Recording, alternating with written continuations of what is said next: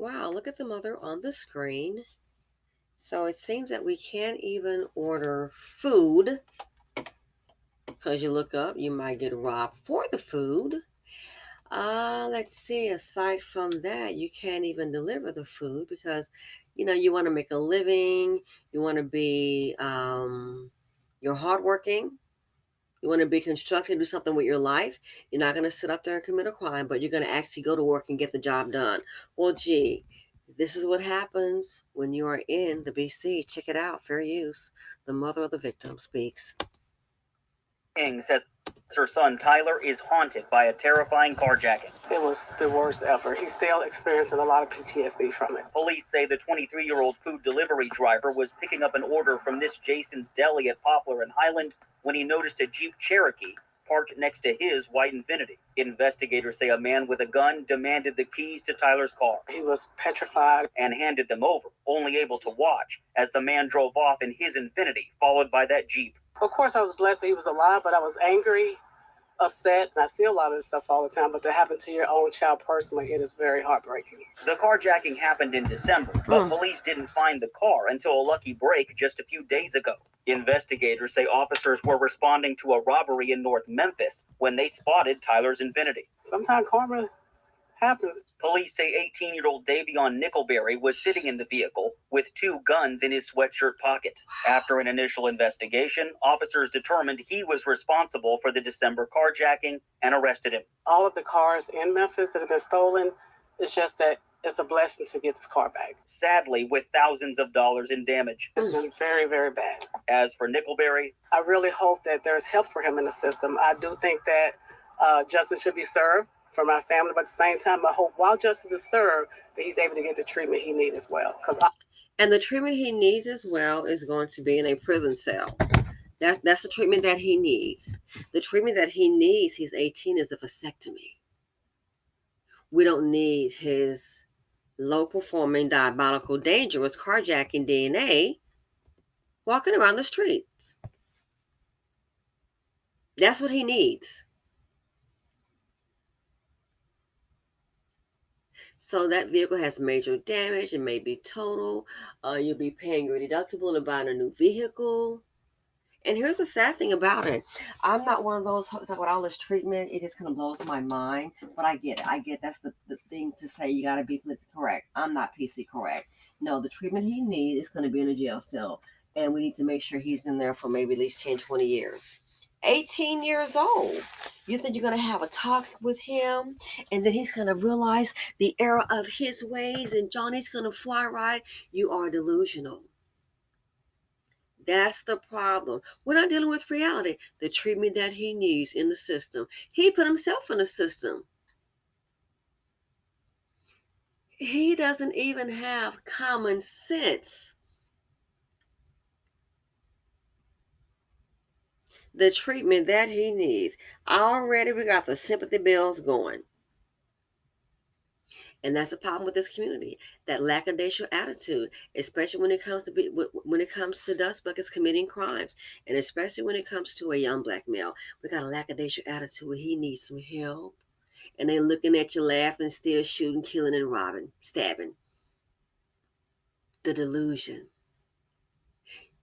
A lot of our people, they see what they want to see.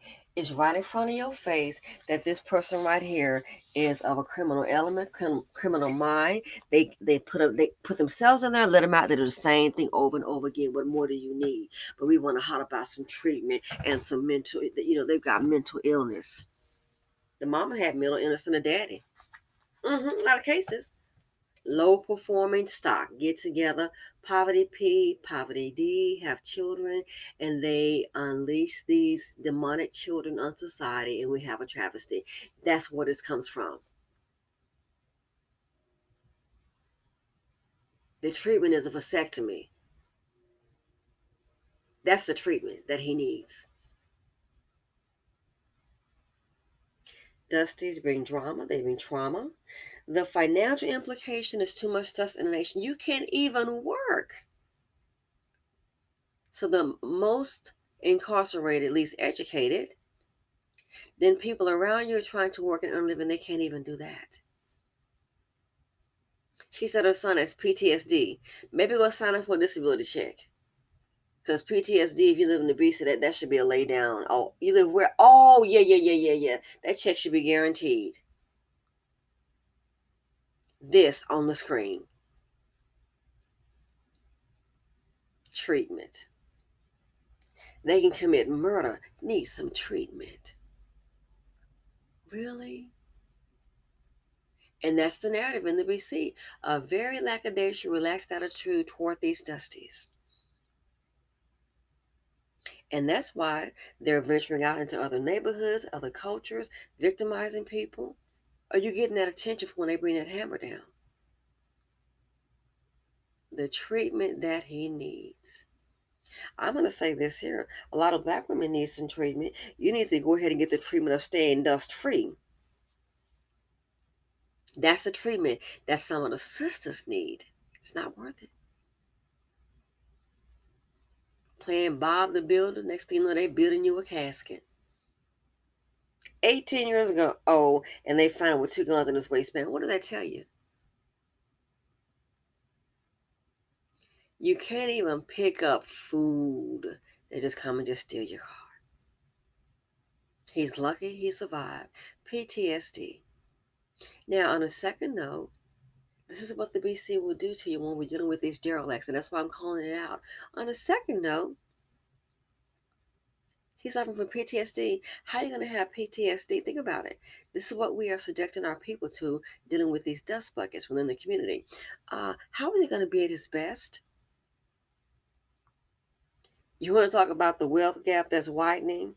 You've heard about Wells Fargo. If not, it's like 72% of the home equity loans by white people were accepted. Man, less than 43%, I believe, of black loans were. We're talking about home equity. Home equity. So you can pull that money out and then you can invest it and then you can pay back at a lower interest rate. You can save thousands. And if you know how to invest, you can make thousands. How can the community deal with that problem? Most people, other cultures, they would all start pulling their money out. We don't have it like that. Common sense is not so common, let alone business skills or critical thinking skills. Why? We have to deal with issues like this. We can't deal with that issue. I mean, we'll read the article and so on, but we can't deal with that. They can treat us and disrespect us in any kind of way. Why? The community itself is in such disarray. It's a fight day to day to survive. So how the hell you think you're going to be able to sit down and scrutinize, engage in critical thinking skills, and strategize when you got to worry about, is my car going to be outside when it's time for me to go to work? Looking to the left, to the right, head on a swivel.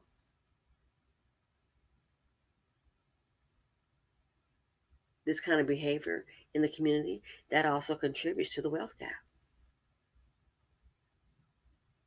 Mm-hmm. It also contributes to the wealth gap, having to deal with mess like this here. So being this young black man has been subjected to this behavior, PTSD. Black women, the same thing, nothing new.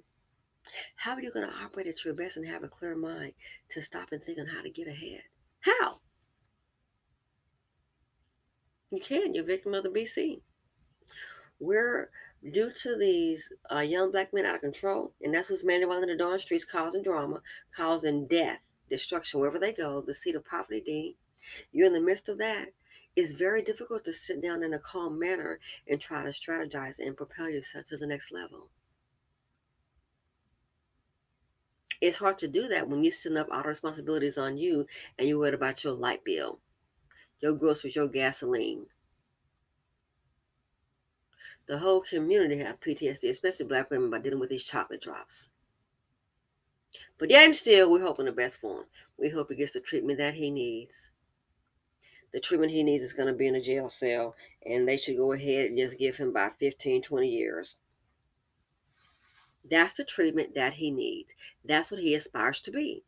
He worked toward that. He's earned that spot.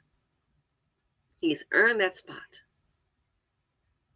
So dealing with matters like this in the community, All this does is broaden the wealth gap. Somebody trying to earn, you can't even earn a living. Look how many black women doing these kind of jobs. Another story. She stopped doing it. Why? Got carjacked by a young black man, using the money, have a little extra money. So how, if you can't even do just average common day events, everyday occurrence, you can't even accomplish that. How the hell you gonna close the wealth gap? You speaking a foreign language to the BC. Close the wealth gap? They trying to maintain a damn survival gap. See if little TT don't come shoot thee. So my point is, you see how this kind of behavior affects the community in more ways than one? In more ways than one. This kind of behavior, these dust buckets and the mammies are a problem. In more ways than one, there's an effect on the community that most of us haven't even considered. As I said before, I say again, if you are a child, you're a black woman or a black man trying to accomplish something, hell, just trying to work and breathe, the most dangerous place for you to be is going to be in the black community. Thanks for watching. Feel free to comment, like, subscribe, and share. Look forward to hearing your thoughts on the issue. Ladies and gentlemen, please be aware, because you know as I know, it's too much dust out there. I'm out.